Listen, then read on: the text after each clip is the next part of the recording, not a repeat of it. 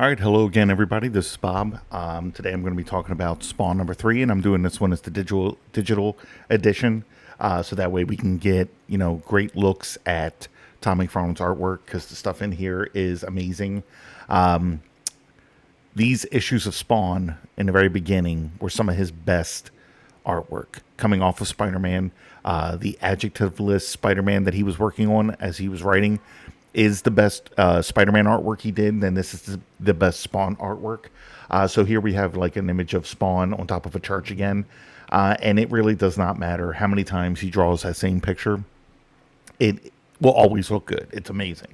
Yeah, totally love this. When we go inside, we see that this is dedicated to Jerry the Joker Robinson. Maybe somebody who watches this video can tell me who the hell that is, because I really don't know. I don't know if that's a sports guy. I don't know if it's somebody in comics. I never heard the name before. And I know that Tom McFarlane was doing a lot of dedications on these episodes or these issues as he was bringing them out. But we're going to start with a splash page here of Spawn with a nose. Which is a little weird because I think it's later on that he determines that, Spawn's not going to have a nose. But I have to say, it looks pretty damn good. Like, with that angle and everything, he really knew how to pull that off, and all the detail and everything is amazing. And I like how it's like breaking past the white border. Like, the white border is just like on top of the image. That's kind of awesome. But right here, he has finally remembered the name of his wife. The images of the woman that were flashing through his head, and he knows that it's his wife and everything, and now he is going to go look for her, right? All right, so he determines that the first thing he's going to have to do is to get the file on her so he knows where she lives. So apparently he knows that even though for him it has only felt like a couple of days, for her, it's been 5 years since he was there, so I guess a lot has changed, and he's going to have to find out if she's still living in the same house or not. He also starts talking about the little guy, which was the Violator. Now, if we remember the last issue, Violator was talking to Spawn, and he turned into the Violator as Spawn was walking away, and I got the impression that that was the time that he was like going to attack, right? But that wasn't it. He was just doing that thing where it's like, okay, I'm behind your back, you're not seeing me, so I'm going to do this. It's kind of a secret taunt type thing, like this is who I really am. And Spawn was just walking away with whatever information he had from the Violator. So right now he is just talking about that, and then he's deciding that, okay, I'm going to go break into this place to get these files to find out what's going on with Wanda. Okay. On the next page, we have another basically splash page. We only have 2 panels here.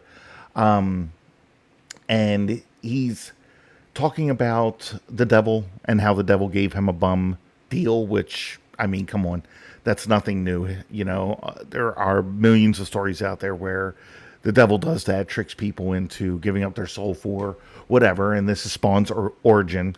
And he's just kind of letting the anger out, and he's saying, you better be prepared when I come for you.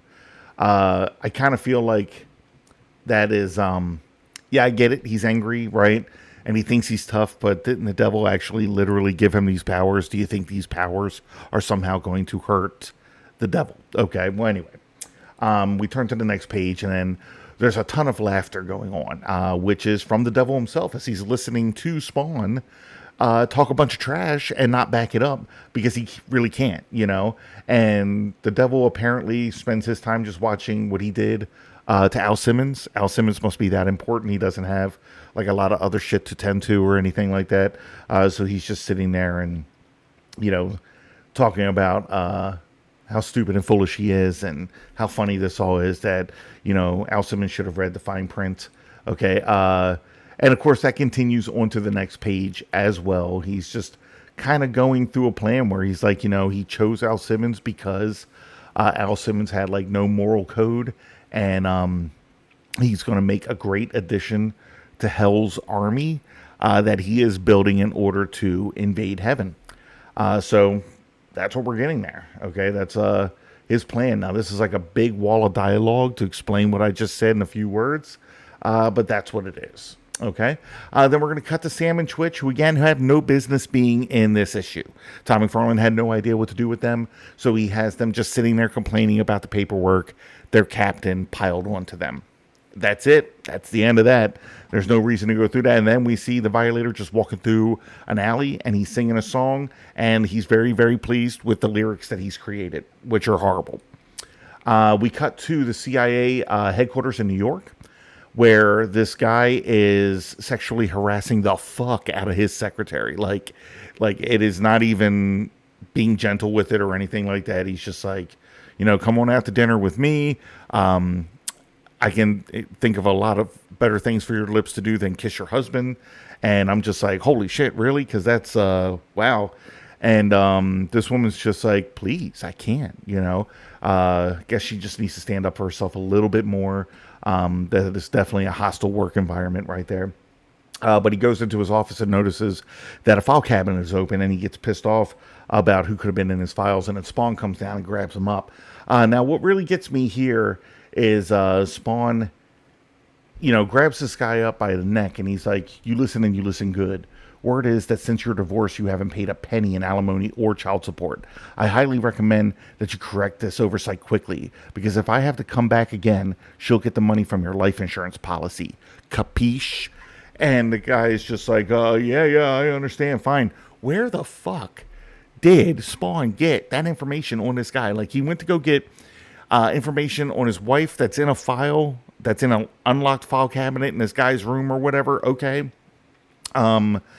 Was his file in there also, and he decided to take a look at it? We all applaud Spawn here for jumping in and teaching this guy a lesson. It just seems like he did a couple of weeks recognizance on this guy in order to get every bit of information he could, and then come in and give him this threat. Okay. He makes the comment that some of us would give our lives to have a wife and family, which is, again, what put Spawn in this predicament. And then he disappears. And the guy is just like, where are you, damn it? Where are you? And then we have the devil again, just laughing his ass off. And he's like, yes, that's it. Become evil, vicious, violent. I don't think that's Al Simmons becoming evil, vicious, and violent. If anything, he was doing a good deed, and he did nothing but make a threat to the guy. He didn't actually do anything physical other than jack him up for a second. He could have beat the hell out of him or murdered him right there or whatever, but he didn't go that route. So I don't really feel like he went super vicious and violent there. Not to mention, Al Simmons was like the CIA hitman who was going out there and murdering people like all the fucking time. Like that was the deal. Anyway, we cut back to Spawn here, who's now looking at the file that he got from this CIA headquarters. And he's just like, wait, she moved? She lives in a different place? And then he's like, no, oh my God, no, it can't be. And we're not really told like what's happening there just yet. But it looks like the next day we're in Queens, where Wanda has moved, and Spawn decides that it's better to be this blonde dude than to be a walking pile of hamburger meat. So especially if he's going to go meet the person that was his wife, there's no way she's going to want to talk to like what looks to be like, again, just a walking pile of hamburger meat. Okay.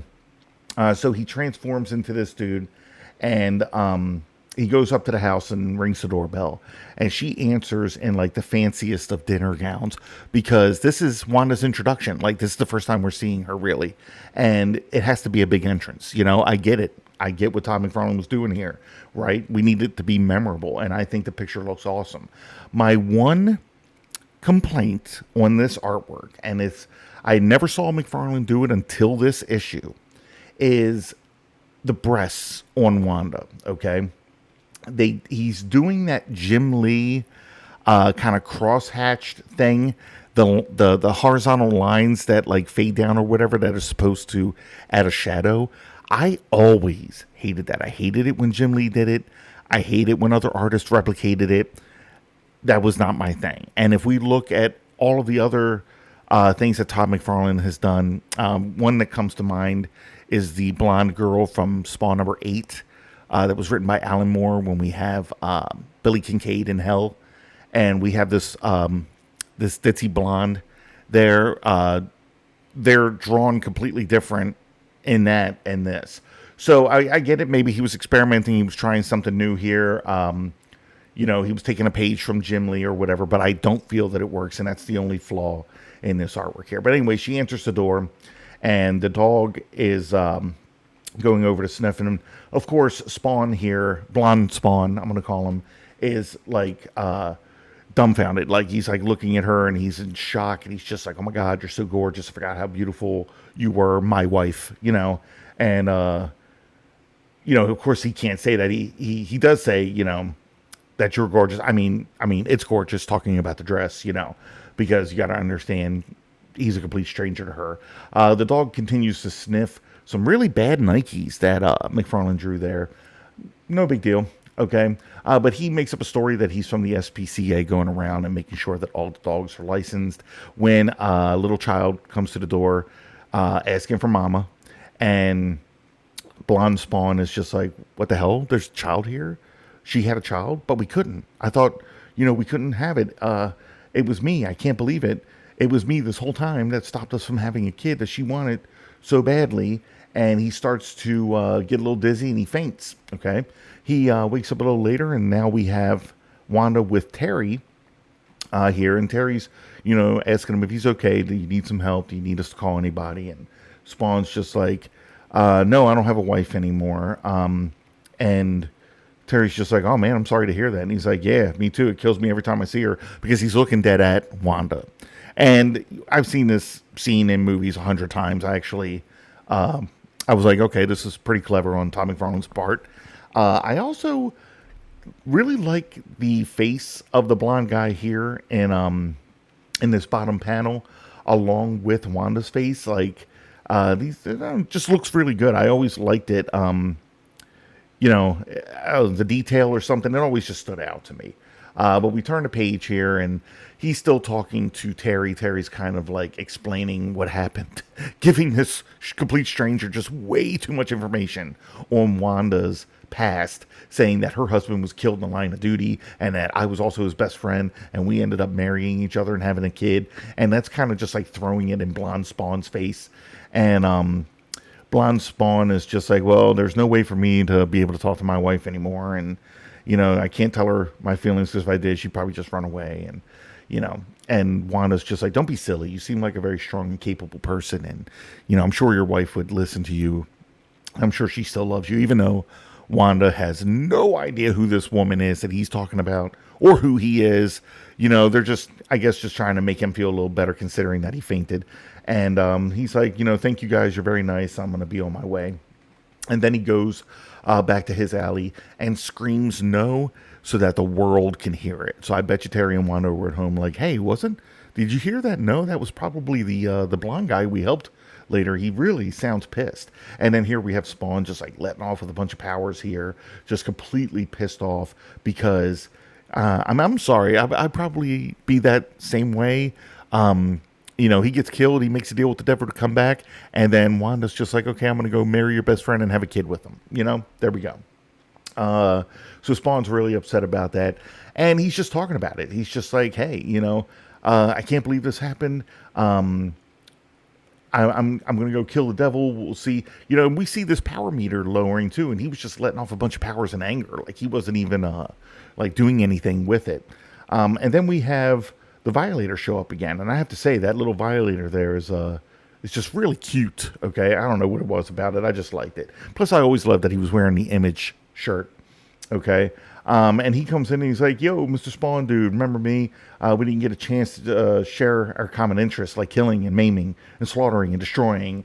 And Spawn's just like, what the fuck are you talking about, dumbass? And then the clown turns into the Violator.